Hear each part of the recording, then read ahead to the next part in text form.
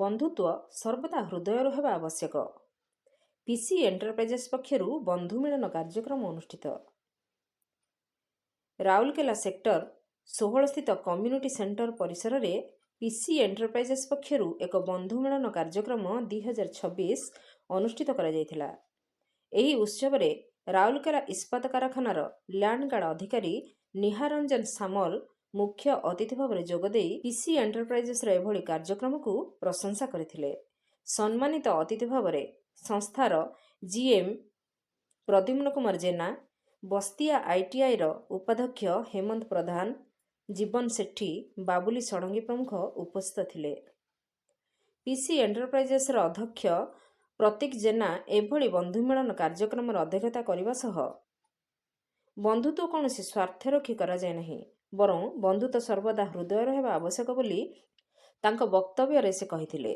ଏହି ବନ୍ଧୁ ମିଳନ କାର୍ଯ୍ୟକ୍ରମରେ ରାଉରକେଲା ସହ ଆଖପାଖ ଅଞ୍ଚଳରୁ ବିଭିନ୍ନ ସାମାଜିକ ସଂଗଠନ ଓ ସମାଜସେବୀମାନେ ଉପସ୍ଥିତ ଥିଲେ। ଏହି ଅବସରରେ ନୂତନ ବର୍ଷର ବନ୍ଧୁ ମିଳନକୁ ସୁଦୃଢ଼ କରିବା ପାଇଁ ପରସ୍ପର ମଧ୍ୟରେ ଭାବ ବିନିମୟ ସାଙ୍ଗକୁ ସାମୂହିକ କେକ୍ କଟାଯାଇ ପ୍ରସାଦ ସେବନର ବ୍ୟବସ୍ଥା କରାଯାଇଥିଲା। ଆଗାମୀ ଦିନରେ ଏହି ଏଣ୍ଟରପ୍ରାଇଜେସ୍ କିଭଳି ତୃଣମୂଳ ସ୍ତରରେ ସୁଦୃଢ଼ ଓ ସମାଜ ହିତରେ କାମ କରିପାରିବ ସେ ନେଇ ଅତିଥିଗଣ ସେମାନଙ୍କର ସୁଚିନ୍ତିତ ମତ ପ୍ରକାଶ କରିଥିଲେ। ଏହି କାର୍ଯ୍ୟକ୍ରମକୁ ଜ୍ୟୋତିରଞ୍ଜନ ବେହେରା, ସିମନ ପ୍ରିୟନ୍ତକ କୁଲୁ, ମୁନା ତରାଇ, ବିଷ୍ଣୁ ପରିଡ଼ା, ଚିତ୍ତରଞ୍ଜନ ସ୍ୱାଇଁ, ସୌମ୍ୟରଞ୍ଜନ ସାହୁ ପ୍ରମୁଖ ପରିଚାଳନା କରିଥିଲେ। ଶେଷରେ ଅଧ୍ୟକ୍ଷ ଶ୍ରୀ ଜେନା ଧନ୍ୟବାଦ ଅର୍ପଣ କରିଥିଲେ। ନିହାରଞ୍ଜନ ସାମଲ ଆର୍ଏସ୍ପିର କର୍ମଚାରୀ ଜଣେ। ପିସି ଏଣ୍ଟରପ୍ରାଇଜେସ୍ର ମ୍ୟାନେଜିଂ ଡାଇରେକ୍ଟର ରହିଲେ ପ୍ରତୀକ ଚନ୍ଦ୍ର ଜେନା। ତାଙ୍କୁ ମୁଁ ବହୁତ ଆଗରୁ ଜାଣିଛି। ସେ ଜଣେ ଉତ୍ସାହୀ ଏବଂ ଉଦ୍ୟମୀ ଯୁବକ।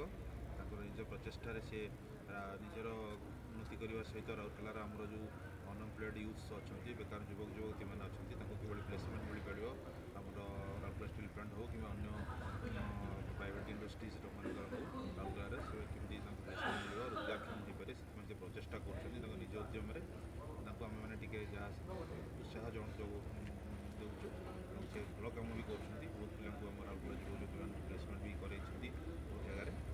ଏବଂ ତାଙ୍କୁ ଏଇ ନବବର୍ଷରେ ତାଙ୍କୁ ଆଶୀର୍ବାଦ ଦେଉଛୁ, ଆମେ ଉତ୍ସାହ ବି ଦେଉଛୁ ଏବଂ ତାଙ୍କର ଏଇ ଭଲ କାମ ଜାରି ରହୁ ରାଉରକେଲା ପାଇଁ ଏବଂ ସାରା ଆମ ରାଜ୍ୟ ପାଇଁ, ଦେଶ ପାଇଁ ସେ ଭଲ ଉଦାହରଣ ସୃଷ୍ଟି କରନ୍ତୁ। ମହିଳା କାମ କରିବି, ତାଙ୍କର ସମାଜସେବା ଏବଂ ଉଦ୍ୟମୀ କାମ ଏମିତି ଜାରି ରହୁ। ଧନ୍ୟବାଦ। ରାଉରକେଲାରୁ ଲବକିଶୋର ନାୟକଙ୍କ ରିପୋର୍ଟ, ନାଗରାଜ ନ୍ୟୁଜ୍।